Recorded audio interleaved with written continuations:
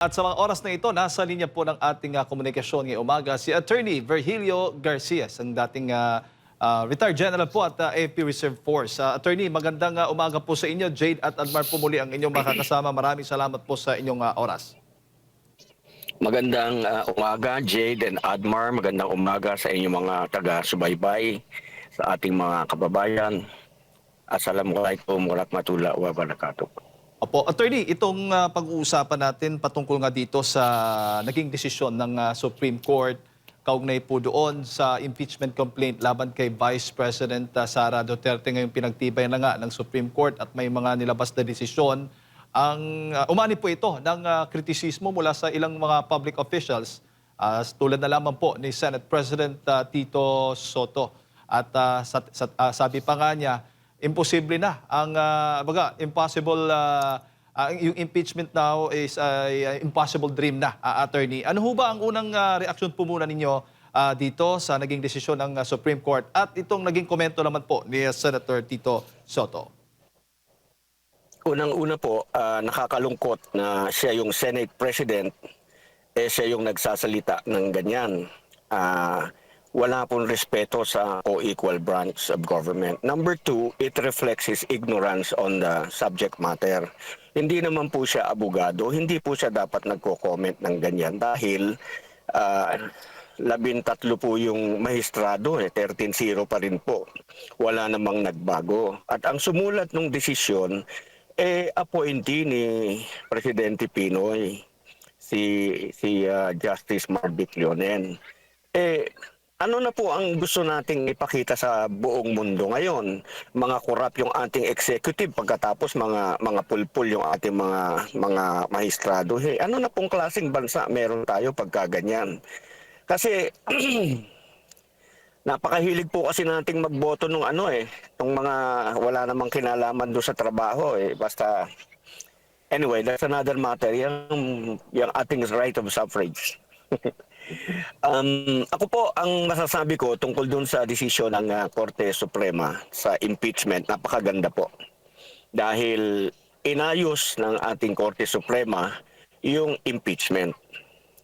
Iniladlad nila ang dapat na approach, inilahad nila kung ano dapat ang pananaw natin sa impeachment. Yung pong impeachment is the only legal remedy of the people para panagutin yung mga matataas na opisyal ng ating gobyerno. Matataas kasi presidente, kasi vice-presidente, mga miyembro ng Korte Suprema, mga miyembro ng Constitutional Commission like COMELEC, ng Ombudsman. Yan po 5 matataas na opisyal na yan, removable by impeachment. Para po sila panagutin kung sila ay nagkaroon ng pagmamalbis sa panahon ng kanilang panunungkulan. Yan. That is the only remedy. Ngayon, ang gusto po kasing mangyari ni Tito Soto at ng kanyang mga kaalyado manatili doon sa dating patakaran na magulo, na hindi tama ang approach doon sa impeachment. Ano po? Yung impeachment po kasi nung araw, nakahugalian natin, tinitingnan natin yung 1-year bar rule. Kailangan mapatik effect natin ito para ma-defeat yung remedy, para ma-defeat yung purpose. Pag dinefeat po natin yung purpose, the only remedy of the people para mapanagot yung mga nagkasala, katulad ngayon, napakamalawakang malawakang nakawan. Hindi po maaaring walang managot dito na mataas na opisyal dahil hindi po mangyayari yung mga nangyari, lalong-lalo na yung ating Pangulo na pinakapuno ng ating ehekutibo, hindi magpapaliwanag paano nakalusot kayo yan.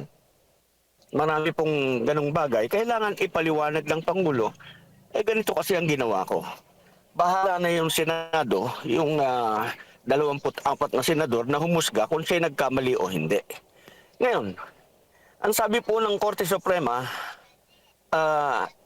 itong impeachment is an effective constitutional tool for accountability.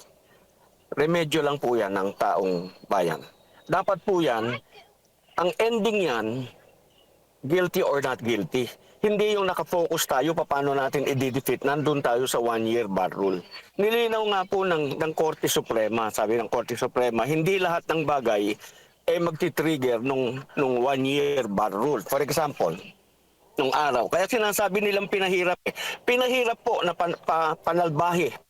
Pinahirap kung gagamitin mo ang impeachment na panalbahe. Pinahirap po kung gagamitin mo ang impeachment na panggipit sa iyong mga kalaban sa politika.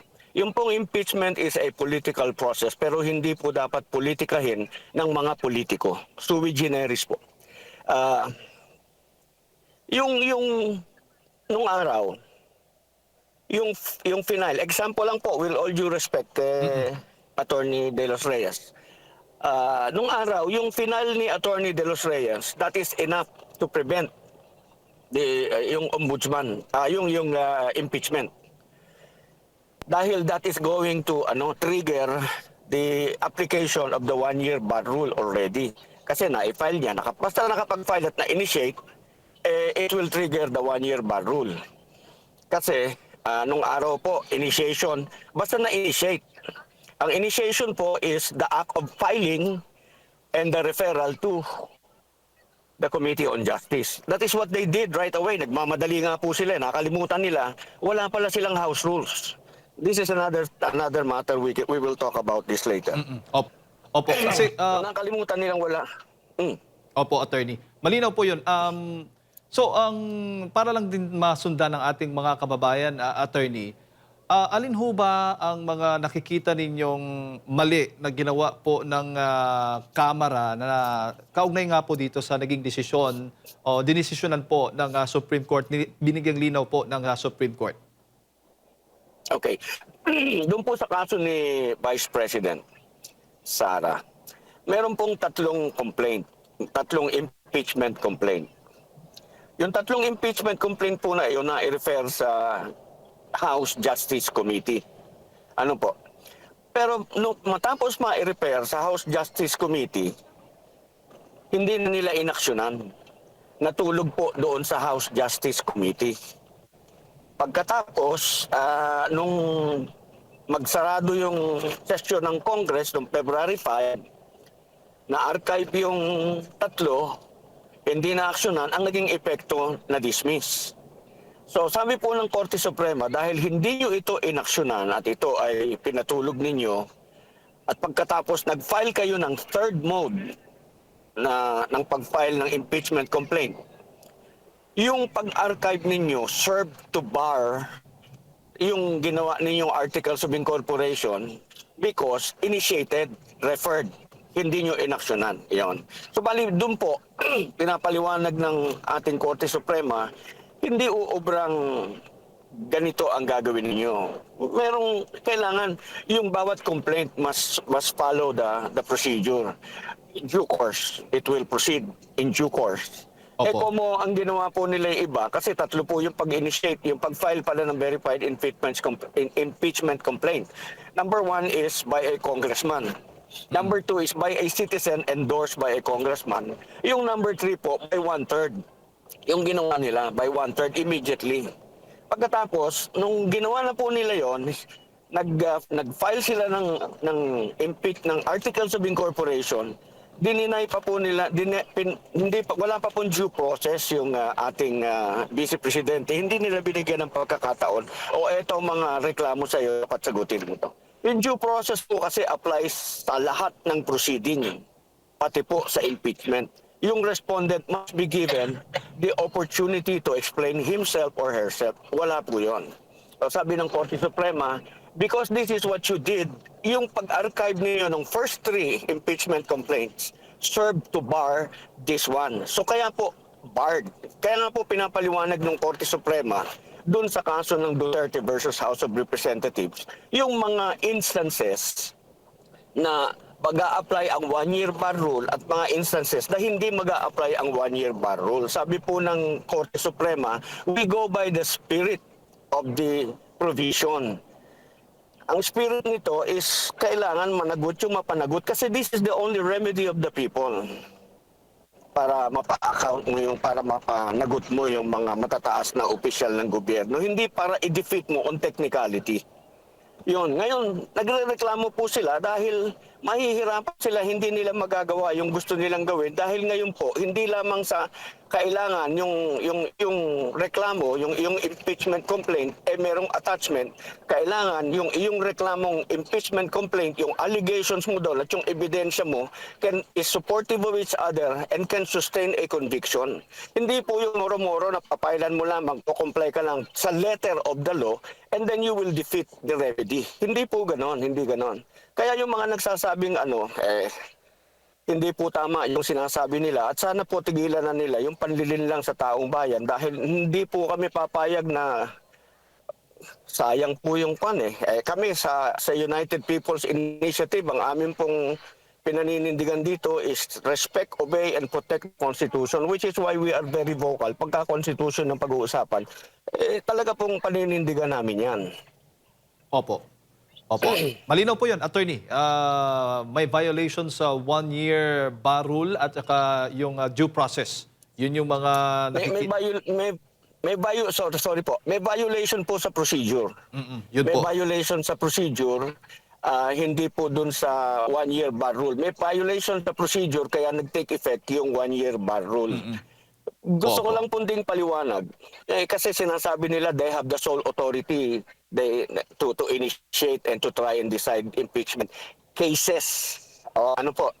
Totoo po 'yon. The Congress has the sole power to initiate impeachment cases. The Senate to try and decide impeachment cases.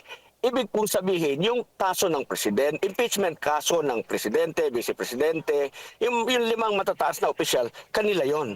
Pero yung proceeding po, ibang usapan po yon. Proceeding nakalahad sa Constitution, pagka po may pagmamalabis doon sa proceeding, pwede pong makialam ang Korte Suprema dahil nasa Constitution din po natin na pwede nilang pakialaman ang excesses ng any branch or instrumentality of the government. Opo. At dahil nga po dito sa aksyon ng Supreme Court sa kaso po ng Duterte versus House of Representatives, ang Kamara po, ang Kongreso ay nagsabing babaguhin nila yung kanilang rules pagdating po dito sa impeachment, attorney. At sasabi pa ni Senator Tito Soto, may judicial overreach daw itong Supreme Court pagdating nga dito sa naging desisyon nila. Ano yung implikasyon naman ito sa separation of powers, attorney? Paliwanag ko po yan. Yung po overreach, kasi meron tayong executive, legislative, judicial, ano po. Ang gumagawa ng batas, yung legislative, at kung gagalawin mo ang saligang batas, kailangan constitutional convention or constituent assembly. Ano po? Ang sinasabi nila, dahil sa naging desisyon ng Korte Suprema, inamyendahan daw po ng Korte Suprema yung saligang batas dun sa desisyon. Hindi po totoo yun. Ang nangyari lamang po talaga is ipinaliwanag ng Korte Suprema yung anong dapat, kung anong proseso na sundin para mapanagot yung dapat nagot under the Constitution. Nilinaw po. Humirap po kung talagang katulad ng sinasabi ko kanina, nagbago na humirap kasi noon dati, mag-file ka lang kahit walang saysay, barred na. Defeated po yung remedy. Ngayon sabi ng Supreme Court, kung magpa-file ka ng 4-page verified impeachment complaint, walang attachment, that is not going to trigger the one-year bar rule. Hindi po ba mahirap para sa mga mananalbahi lamang kung ganyan ang gagawin? Kasi bago ka mag-file, dapat meron kang maraming ebidensya. Meron kang mali-malitang ebidensya na naka-attach sa iyong reklamo para patutuhanan mo yung mga lahat ng sinabi mo doon. Kasi nagsahad ka lang ng reklamo, wala ka namang ebidensya.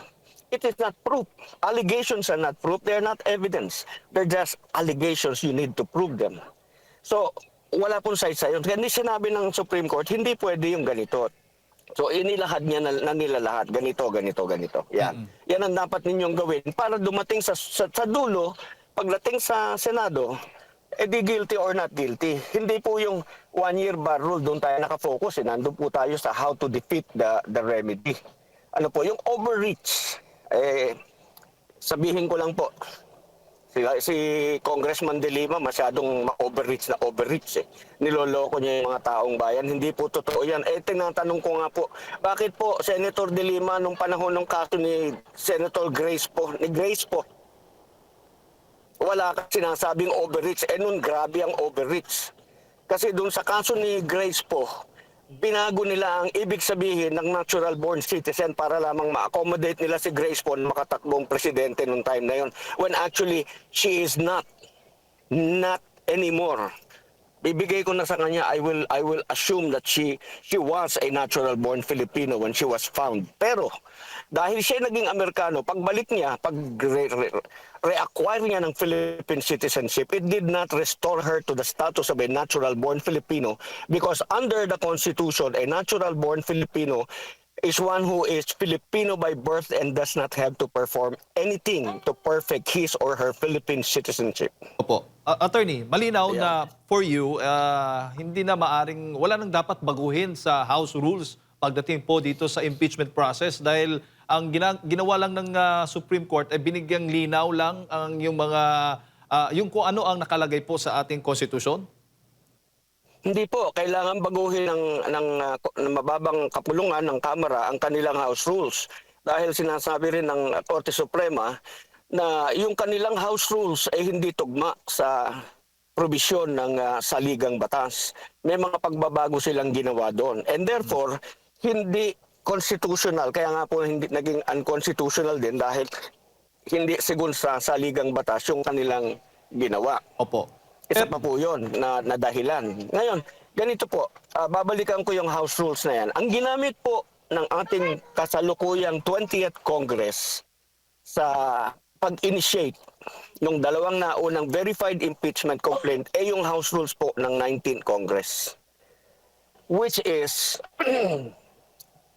dapat po, House rules ng 20th Congress on proceedings in impeachment proceeding. Yun po dapat ang sundin nila. Kaya po sinasabi ko, kung merong mag-e-endorse sa amin, magpa-file pa rin kami dahil wala pa silang matibay na palatuntunan, procedure, wala silang rules na dapat sundin para sa makapag-initiate sila ng tama ng mga verified complaint na na-file na. Opo. Nakalimutan po na yan sa pagmamadali nila because they want to defeat the impeachment proceeding against the president. Nag-file sila ng 4-page, in-initiate nila pati yung sa Makabayan, yung sa amin defeated, hindi kami nakaporma because precisely they want to defeat the remedy. Ang problema po natin ngayon the whole bureaucracy is defending the person who is supposed to stand before the people and account for the wrongdoings. Opo. So ngayon, sinasabi ko, ulitin ko lang po, baguhin nila yung House rules, mag-initiate sila uli in accordance with the House rules because pag hindi nila ginawa yun, defective po sa umpisa pa lang. Opo. Attorney, bago ko lang ipasa kay partner Admar, ang pag binago ba ang House rules, ang ibig bang sabihin, dapat ding baguhin yung ating amyendahan, yung ating saligang batas? Kasi yung pinapalungkala ngayon, Hindi po. isinusulong ni Senate President Tito Soto, chacha o charter change. Yun nga po sinasabi ko tinatawag nga po siyang graduate ng One Ball. So cum laude nga daw po yan sa One Ball University. But I'm not saying that, inuulit ko lang. Ganito po, yung kung babaguhin ang saligang batas, talaga po dapat nating baguhin ang saligang batas. Hindi na po bagay sa atin ngayon dahil katulad nga po niyan, ako po, with all due respect, nasasalaula na po dahil hindi naman ginagalang na ng mga dapat gumalang sa saligang batas. Dapat pong baguhin into a modified federal democratic republican state. Kailangan po liitan natin. Kasi kung tayo federal form of government, hindi mangyayari yung napaka malawakang malakihang corruption dahil it's, for example, independent region tayo, gawin natin kumbaga parang state.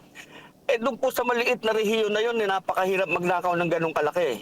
At saka napakahirap pong magnakaw dahil ang liit-liit ninyo, madaling magkasitahan, madaling magpa-account sa Opo. tao. Attorney, linawin ko Kaya lang. dapat po nating baguhin, pero hindi po dahil sa impeachment. Yung pong tanong, balikan ko lang po yung tanong nyo, kung kailangan baguhin yung saligang batas. Hindi po babaguhin ang saligang batas. Opo.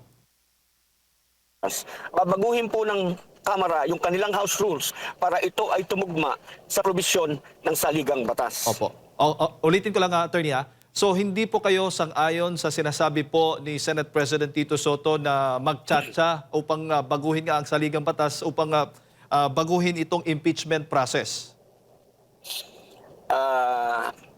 Nag-a-agree po ako na palitan ang saligang batas into palitan po natin ang form of government, hindi yung impeachment lamang.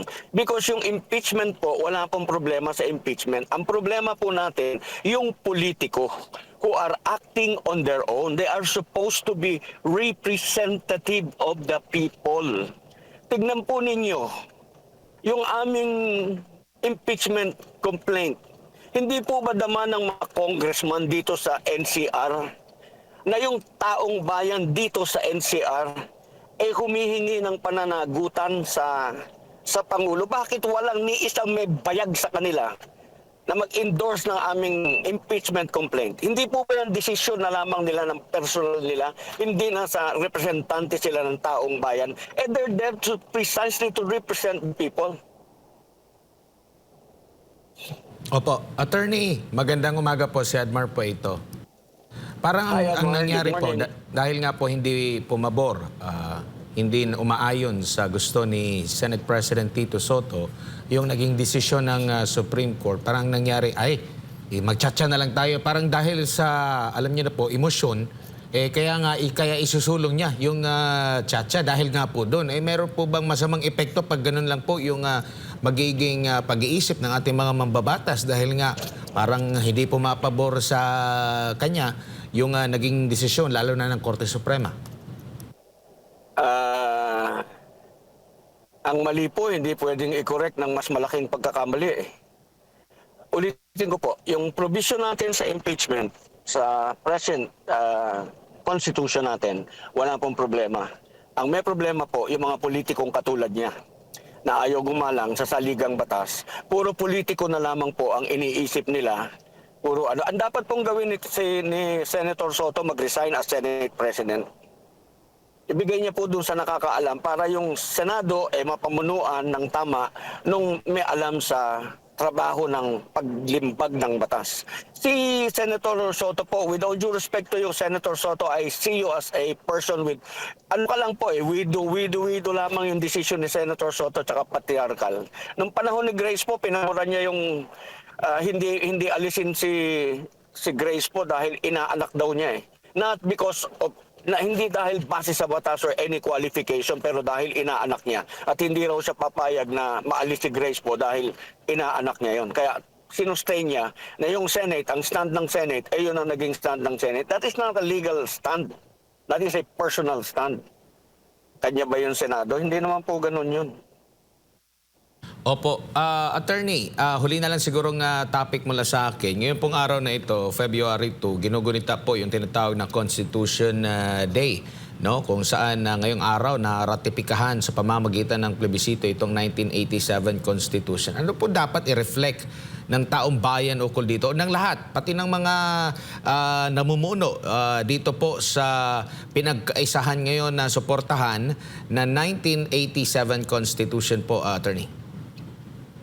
Yung pong mga sakripisyo ng mga nagbuhis ng buhay para sa ating kalayaan, para tayo mabuhay ng ganitong malaya at matiwasay, yun po dapat yung tignan natin. Alam po ninyo, yung maganda po sana ideal yung 1986 Constitution, kasi ito po yung nilimbag ng mga kagalang-galang at mga idealistic na mga pinuno natin ng araw. Kaya lamang po yung ideals nila hindi na absorb ng mga politiko ngayon, lalo na yung sa political dynasty. Wala po